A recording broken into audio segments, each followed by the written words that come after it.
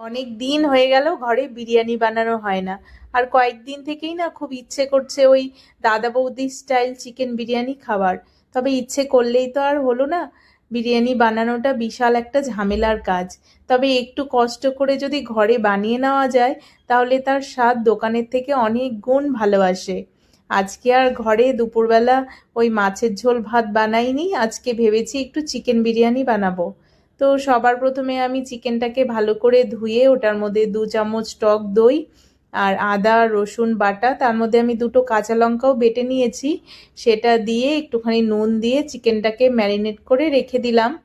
আর এদিকে আমি বিরিয়ানির ভাতটার জন্য এখানে সমস্ত গোটা গরম গরম মশলা দিয়ে নুন দিয়ে জলটাকে ভালো করে ফুটিয়ে নিয়েছি। এবারে আগে থেকে ভিজিয়ে রাখা বাসমতি চাল দিয়ে দিচ্ছি। এবার আমি ভাতটা হতে থাকুক, এবার আমি বেরেস্তাটা ভেজে নেব।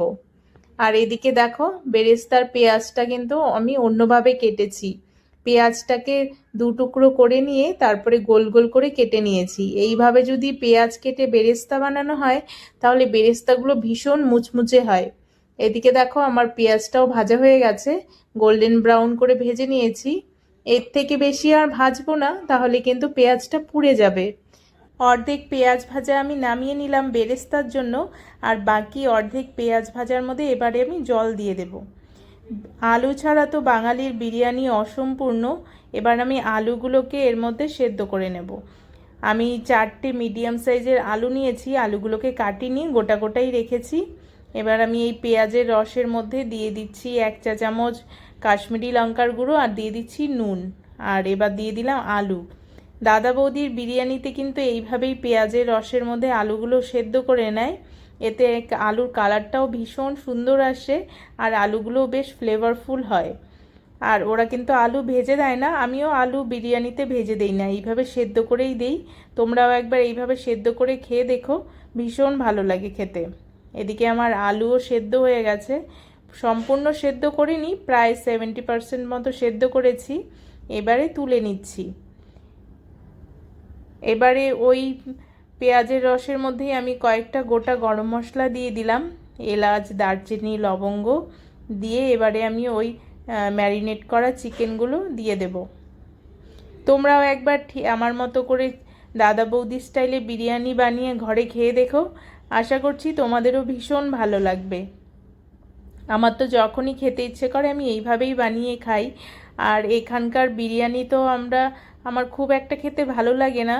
এখানকার বিরিয়ানিগুলো ভীষণ মশলাদার, আর পুদিনা পাতা ধনে পাতা এগুলো তো দেওয়া থাকে, তো আমার খুব একটা পছন্দ নয়।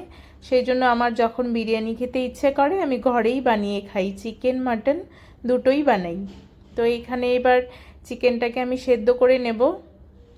চিকেনটা দেখো প্রায় সেদ্ধ হয়ে এসেছে। এবার আমি এর মধ্যে বিরিয়ানি মশলা দিয়ে দিলাম 1 চামচ আর দিয়ে দিলাম ঘি।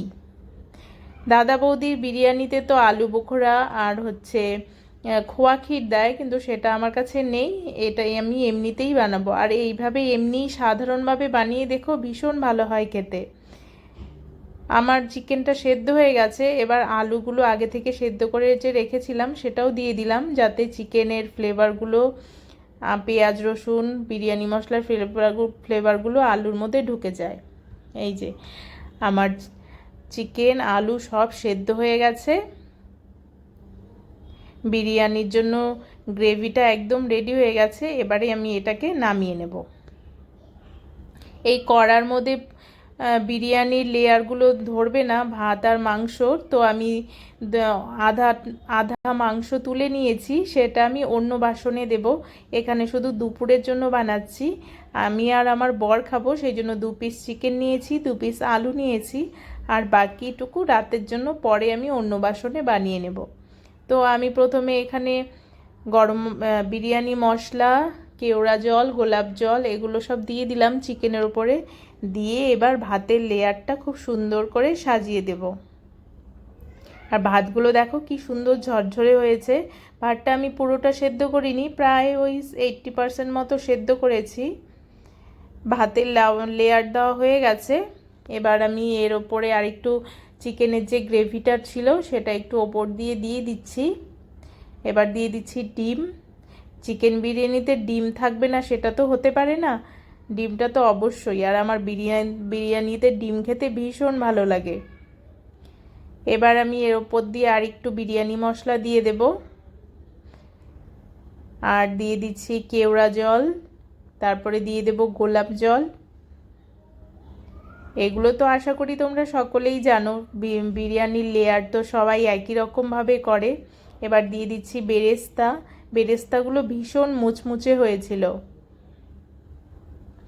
এবার ওপর থেকে দিয়ে দিব দুধ, আমি ওই 3 চামচ মতো দুধ দিয়েছি, আমার কাছে জাফরান নেই সেই জন্য আমি জাফরানটা দিইনি, শুধু দুধই দিয়ে দিয়েছি 3 চামচ মতো। এবার দিয়ে দেব ঘি, আর ঘিটা দিয়ে দিলেই ব্যাস আমার বিরিয়ানির লেয়ার করা হয়ে যাবে। আমার মেয়ে বিরিয়ানি খায় না, ওর জন্য আলাদা করে ভাত করেছি, চিকেন কষা করেছি, ও সেটা দিয়েই খাবে, আর আমরা দুজনে বিরিয়ানি খাবো। এবার আমার লেয়ারিং করা হয়ে গেছে। ঢাকনাটার ফুটো দিয়ে যাতে গ্যাসটা ভাপটা বেরিয়ে না যায় সেই জন্য একটা লবঙ্গ গুজে দিলাম। এবার আমি গ্যাসের ওপরে একটি তাওয়া বসিয়ে দিয়েছি, তাওয়া বসিয়ে দিয়ে এবার এই কড়াটা বসিয়ে দিলাম। এবার আমি এটাকে 40 মিনিট মতো ভাপে বসিয়ে রাখবো। 40 মিনিট বসিয়ে রাখলেই হবে, চিকেন বিরিয়ানি তো খুব তাড়াতাড়ি হয়ে যায়। 40 মিনিট পরে দেখো ভাতগুলো গায়ে কাটা দেওয়ার মতো করে দাঁড়িয়ে দাঁড়িয়ে রয়েছে, আর কতটা ঝরঝরে আর সুন্দর দেখাচ্ছে, দেখতেই এত লোভনীয় হয়েছে। তারা নিচে নামিয়ে নিই। এদিকে আমি স্যালাডও কেটে নিয়েছি, এবার বিরিয়ানিটা প্লেটে বেড়ে নিচ্ছি। এত সুন্দর গন্ধ বেরোচ্ছে, গন্ধটা যদি তোমাদের সাথে শেয়ার করতে পারতাম ভীষণ ভালো হতো।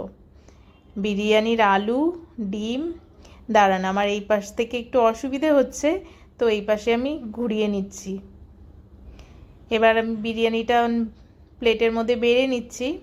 ভাতগুলো দেখো একদম ঝরঝরে হয়েছে, একটা ভাতও ভেঙে যায়নি। এইভাবে তোমরাও একবার দাদা বৌদি স্টাইল চিকেন বিরিয়ানি ঘরে বানিয়ে খেয়ে দেখো, খেয়ে আমাকে কমেন্ট করে জানিও। আশা করছি তোমরা নিরাশ হবে না, অবশ্যই তোমাদের ভীষণ ভালো লাগবে। তো বিরিয়ানিটা বাড়া হয়ে গেছে, চলো এবার খেয়ে দেখি। আর বিরিয়ানিটা খেতে কিন্তু দারুণ হয়েছিল, আর চিকেনটা এত সফট হয়েছিল মুখে দিলে একাই ভেঙে যাচ্ছে। তো আজকের রেসিপিটি তোমাদের কেমন লাগলো অবশ্যই কমেন্ট করে জানিও, ভালো লাগলে লাইক কমেন্ট শেয়ার করে দিও, আর আমার চ্যানেলটিকে সাবস্ক্রাইব করে দিও। তো আমরা আমাদের খাওয়াটা শেষ করি, ভিডিওটা তাহলে আজকে এই পর্যন্তই।